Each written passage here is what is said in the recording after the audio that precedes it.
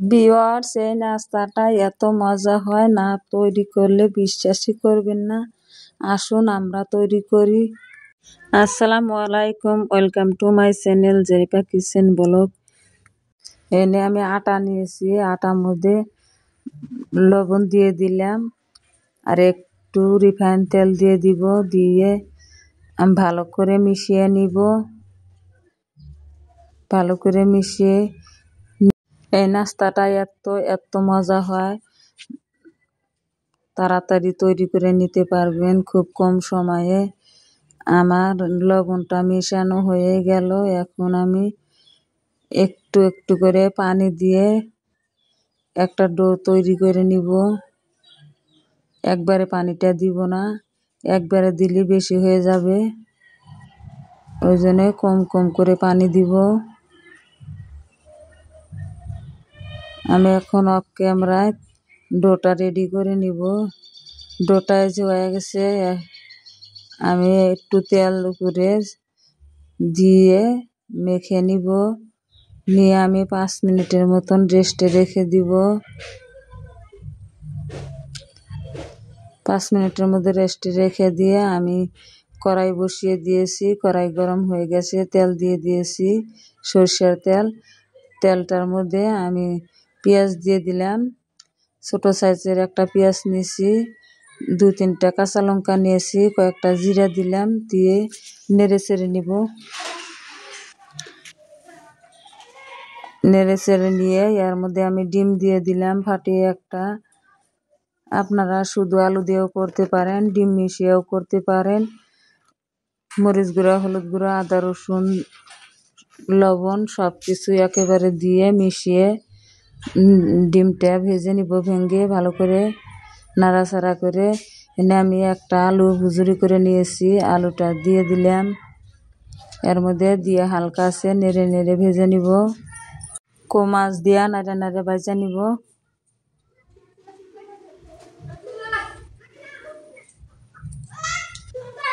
হালকা ভাজা হয়ে গেছে, এখন কয়েকটা ধনিয়া পাতা ছড়িয়ে দিব। দিয়ে নেড়ে চেড়ে নিব। আর 1 মিনিটের মতো রান্না করে নিব। এখন আমি নামিয়ে নিব। নামিয়ে ঠান্ডা করে আসতেছি। এটা 5 মিনিট রেস্টে রাখা হয়ে গেছে।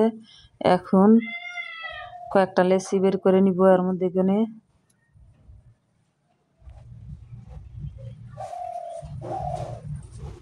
একেবারে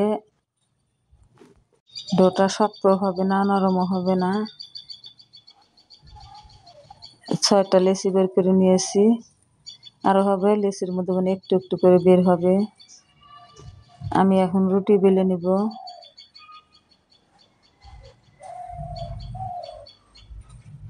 রুটিটা পাতলা করে বেলে নিব। আমি টেনে টেনে যে লম্বা করে রুটিটা যে তৈরি করে নিলাম।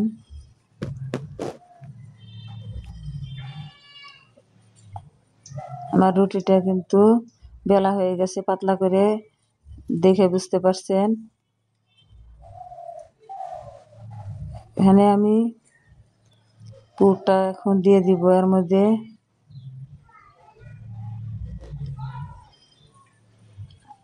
আলু পুরটা হাত দিয়ে যে চেপে চেপে নিয়ে দলা পেকে, তারপর লম্বা করে দলা পেকে দিয়ে দিব। দিয়ে এপাশ থেকে টেনে এনে মাঝখানে দিয়ে দিলাম। মাঝখানে দিয়ে আবার আর পেঁয়াজ দিয়ে দিব। এই যে সহজে হয়ে গেল নাস্তাটা। এখন আমি কেটে নিব মাঝখান দিয়ে।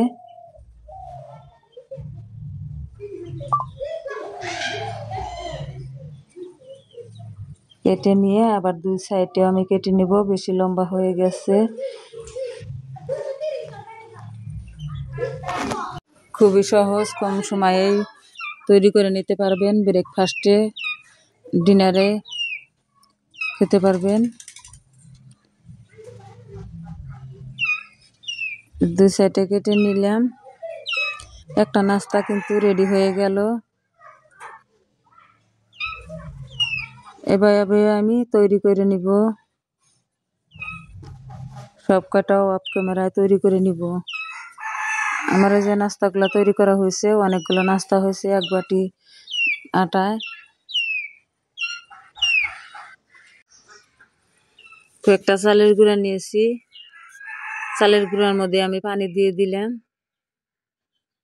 পানি দিয়ে একটু পাতলা করে ব্যাটার তৈরি করে নিব আমি। ব্যাটারটা পাতলা করতে হবে।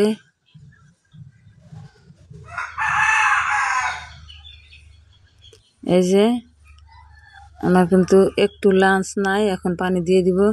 পানি দিয়ে এই যে ব্যাটারটা পাতলা করে নিলাম। একটা করে এর মধ্যে চুবিয়ে নিব, হাত দিয়ে চুবিয়ে আমি তেলের মধ্যে দিয়ে দিব। তেলটা আগে থেকে গরম হবার দিছি,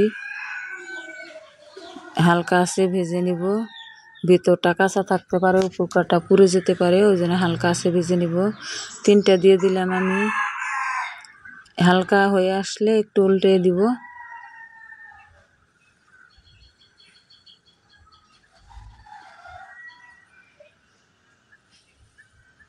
এই যে 2টা উল্টে দেওয়া হয়ে গেল, আর একটা আছে।